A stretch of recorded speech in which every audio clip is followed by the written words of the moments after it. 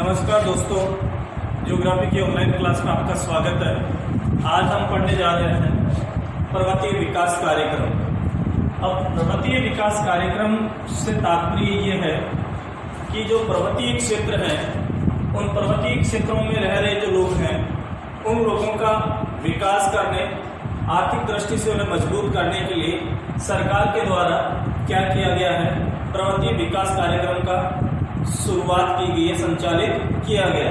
अगर हम बात करें भारत की, तो भारत में लगभग 17%, भारत में लगभग 17% जो भाग है वो किस प्रकार का है, पर्वतीय है। अर्थात भारत के लगभग 17% भाग पर क्या है, पर्वत है। और इन पर्वतीय क्षेत्रों में भारत की लगभग 11% जो जनसंख्या है वो क्या करती है, निवास करती है। यानी 17% पर्वतीय क्षेत्र है। इन 17% पर्वतीय भूभाग पर भारत की लगभग 11% जनसंख्या जो है वो यहाँ पे क्या करती है, निवास करती है। अब हम बात करें पर्वतीय क्षेत्रों की, तो भारत में इन पर्वतीय क्षेत्रों को मुख्य रूप से दो भागों में क्या किया है, बांटा है। एक तो वे पर्वतीय क्षेत्र जो संपूर्ण राज्य का क्या करते हैं, निर्माण करते हैं। वे पर्वतीय क्षेत्र जो संपूर्ण राज्य का निर्माण करते हैं।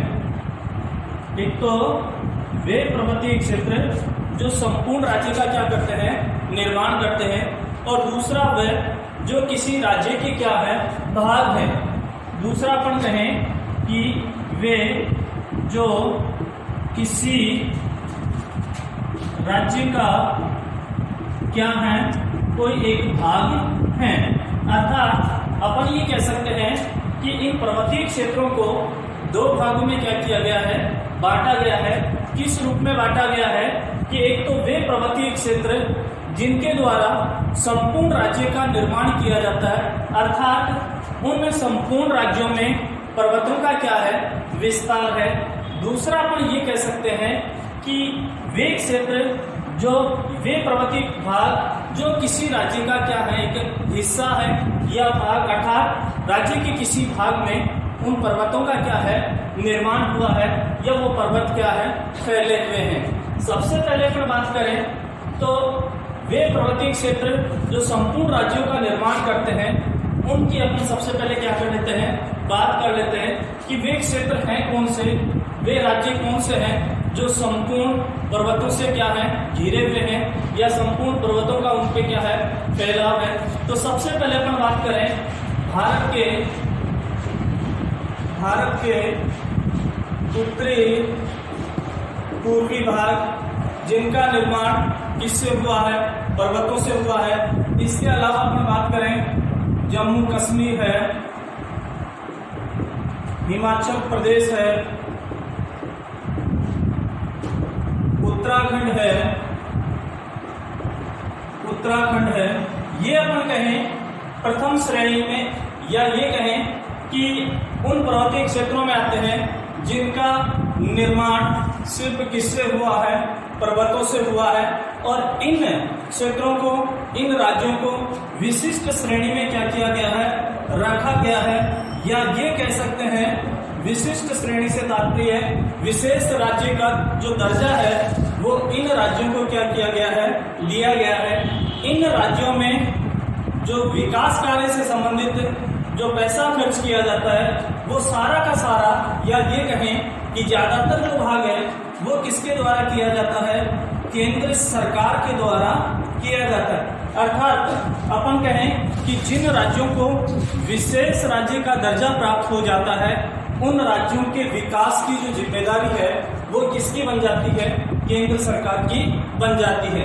जिसमें मुख्य रूप से भारत के उत्तरी पूर्वी जो भाग है वो इसके अंतर्गत आते हैं, जैसे कि जम्मू कश्मीर है, हिमाचल प्रदेश है, उत्तराखंड है, वो इन प्रथम श्रेणी के पर्वतीय क्षेत्रों के अंतर्गत आते हैं। इसके अलावा अपन बात करें इस उत्तरी पूर्वी या ये कहें कि इन राज्यों के गठन के लिए क्या किया गया है, केंद्र सरकार के द्वारा संसद अधिनियम 1971 संसद अधिनियम 1971 का क्या किया गया है, गठन किया गया। अर्थात अपन बात करें तो ये जो उत्तरी पूर्वी भाग है या जो पर्वतीय क्षेत्र है या जो प्रथम श्रेणी के अंतर्गत जो राज्य आते हैं, उन राज्यों का विकास करने के लिए 1971 में संसद अधिनियम द्वारा उत्तरी पूर्वी परिषद का क्या किया गया है, गठन किया गया है।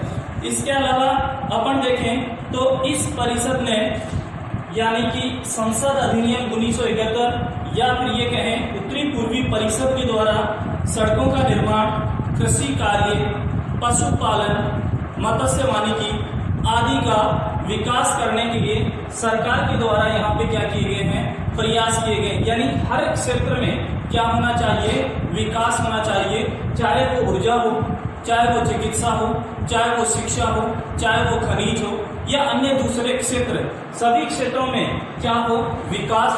और उस विकास की जो जिम्मेदारी है वो किसकी बनती है, केंद्र सरकार की बनती है। ये तो हुआ प्रथम श्रेणी के राज्य। अब अपन बात करें दूसरे वर्ग के अंतर्गत वे राज्य आते हैं जो पर्वतों से उन राज्यों का कोई ना कोई भाग क्या है, जुड़ा हुआ है। उसकी अगर अपन बात करें तो दूसरी श्रेणी में मुख्य रूप से अपन देखें तो असम राज्य का कार्बो एग्लोग का जो पठार है, कौन सा, कार्बो एग्लोग का पठार, कार्बो एग्लोग का पठार इसके अंतर्गत आता है। दूसरा उत्तरी कछार जिले, असम की अपन बात करें उत्तरी कछार जिले इसके अंतर्गत आते हैं। इसके अलावा अपन बात करें तो पश्चिमी बंगाल का दार्जिलिंग, पश्चिमी बंगाल और पश्चिमी बंगाल का दार्जिलिंग जो जिला है वो जिला इसके अंतर्गत आता था। दूसरे वर्ग के अंतर्गत अपन देखें तो असम का कार्बो एग्लोग का पठार और उत्तरी कछार जिले। दूसरा पश्चिमी बंगाल की बात करें तो दार्जिलिंग, ये क्या है, पर्वतीय भाग है। अर्थात पश्चिमी बंगाल का एक दार्जिलिंग जो जिला है वो पर्वतों से घिरा हुआ है। असम की बात करें तो कार्बो एग्लोग का पठार और असम का उत्तरी कछार जो जिले हैं वो किसके अंतर्गत आते हैं, पर्वतीय क्षेत्रों के अंतर्गत आते हैं। इसके अलावा भी अपन बात करें तो दूसरे वर्ग के अंतर्गत जैसे कि महाराष्ट्र है, कर्नाटक है, तमिलनाडु है, गोवा है, केरल, ये भी यानी इन राज्यों का भी कोई ना कोई भाग किससे घिरा हुआ है, पर्वतों से घिरा हुआ है। अर्थात संपूर्ण राज्य में पर्वतों का विस्तार ना होकर राज्य के किसी एक भाग में क्या है, पर्वतों का विस्तार है। इसीलिए इनको दूसरे राज्यों या दूसरे वर्ग के अंतर्गत क्या किया गया है, सम्मिलित किया गया है। यद्यपि इनके विकास की जो जिम्मेदारी है वो किसकी है, राज्य सरकारों की है। किसकी, दूसरे वर्ग के अंतर्गत जो राज्य आते हैं उन राज्यों के विकास की अगर जिम्मेदारी की बात करें तो वो किसकी जिम्मेदारी बनती है, राज्य सरकारों की बनती है। इसके अलावा केंद्र सरकार भी क्या करती है, अलग से वित्तीय सहयोग, केंद्र सरकार भी अलग से वित्तीय सहयोग यानी धन की व्यवस्था करती है। तो देखो पहली श्रेणी के जो राज्य आते हैं जिनमें संपूर्ण राज्यों का विस्तार किससे हुआ है, निर्माण किससे हुआ है, पर्वतों से हुआ है, तो उनमें वित्त की जो व्यवस्था की जाती है उसका लगभग या ज्यादातर जो भाग है वो केंद्र सरकार के द्वारा किया जाता है। और दूसरे वर्ग के अंतर्गत जो राज्य आते हैं उन राज्यों में विकास की जिम्मेदारी हालांकि राज्य सरकार की होती है, लेकिन केंद्र सरकार भी अलग से वित्त की व्यवस्था करती है। इसी प्रकार से अपन देखें तो जैसे अपना राजस्थान है, राजस्थान भी इस विशिष्ट श्रेणी के अंतर्गत या विशेष राज्य का दर्जा दिलाने के लिए जो राजनेता हैं वो प्रयासरत हैं और वो चाहते हैं कि राजस्थान भी एक विशेष राज्य की श्रेणी में आना चाहिए। क्यों आना चाहिए? क्योंकि अगर हम देखें राजस्थान में वो सारी जो गाइडलाइंस है फॉलो कर रहा है इसके लिए। जैसे कि बात करें अरावली पर्वत श्रृंखला है, इधर बात करें दक्षिण में तो पिछड़े जनजाति क्षेत्र है, डूंगरपुर बांसवाड़ा है। इधर बात करें दक्षिणी पूर्वी राजस्थान की बात करें तो चंबल के बीहड़ है। यानी वे सारी सुविधाएं या वो सारी जो गाइडलाइंस है केंद्र सरकार की वो फॉलो करने के कारण राजस्थान भी विशेष राज्य की श्रेणी के अंतर्गत आ सकता है अगर क्या किया जाए, प्रयास किया जाए। इससे क्या होगा? इससे राजस्थान का आर्थिक जो विकास है वो क्या होगा? अधिक होगा, क्योंकि केंद्र सरकार के द्वारा अलग से वित्त की क्या की जाएगी? व्यवस्था की जाएगी।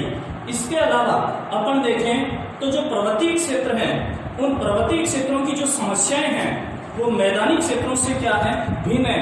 अर्थात पर्वतीय और मैदानी दोनों क्षेत्रों की बात करें तो दोनों की जो समस्याएं हैं वो ये कह सकते हैं कि भिन्न भिन्न है, अलग अलग है। अर्थात अगर हम बात करें पर्वतीय क्षेत्रों की स्थलाकृति की यानी धरातल की बनावट की तो पर्वतीय क्षेत्रों में हमें क्या देखने को मिलेगा? ऊबड़ खाबड़ जो भूभाग है, पर्वतीय जो भूभाग है वो हमें देखने को मिलेंगे। इसके अलावा सांस्कृतिक, सामाजिक, आर्थिक और विशेषताओं को ध्यान में रखकर प्रत्येक पर्वतीय क्षेत्र हेतु अलग अलग विकास योजनाओं का क्या किया जा रहा है? निर्माण किया जा रहा है। इसके अलावा इससे संबंधित जैसे क्षेत्र देखें तो भूमि है, खनिज है, जल और जैविक संसाधनों का विवेकपूर्ण उपयोग भी इन पर्वतीय क्षेत्रों में मुख्य रूप से किया जाना चाहिए। इसके अलावा हम बात करें तो पर्वतीय क्षेत्र के विकास कार्यक्रमों में मुख्य रूप से किसके ऊपर ध्यान दिया गया है, किसके ऊपर बल दिया गया है?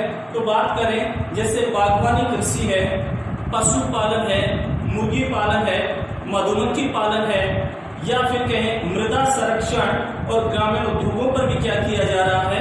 बल दिया जा रहा है। ये आपको ध्यान रखना है कि पर्वतीय क्षेत्रों के विकास हेतु सरकार के द्वारा किस प्रकार के प्रयास किए जा रहे हैं। तो मुख्य रूप से देखें तो बागवानी कृषि के ऊपर क्या किया जा रहा है? बल दिया जा रहा है। इसके अलावा बात करें तो पशुपालन है, मत्स्य पालन है, मधुमक्खी पालन, इसके अलावा मृदा संरक्षण एवं ग्रामीण जो उद्योग है उन उद्योगों पे क्या किया जा रहा है?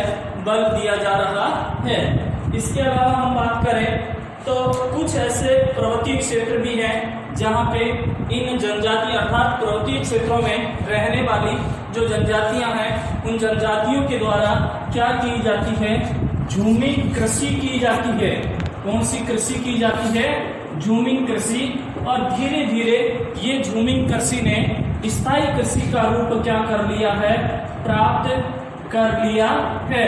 अर्थात जो पर्वतीय क्षेत्र है, जैसे बात करें उत्तरी पूर्वी जो भारत है जिसमें असम है, नागालैंड है, मणिपुर है, मिजोरम है, त्रिपुरा है, मेघालय है, इनमें क्या किया जाता है?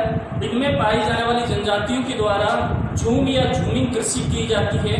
झूम या झूमिंग कृषि अर्थात भूमि के किसी एक भाग पर जो उगे हुए जो पेड़ पौधे हैं, वनस्पति है, घास फूस है, इनको क्या किया जाता है? काटा जाता है। काटकर इन्हें क्या किया जाता है?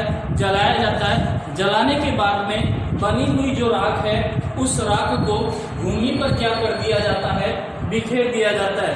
और उसके बाद उस भूमि पर 2 से 5 वर्षों तक क्या किया जाता है? कृषि कार्य किया जाता है। उसके बाद वो भूमि क्या हो जाती है? अनुपजाऊ हो जाती है।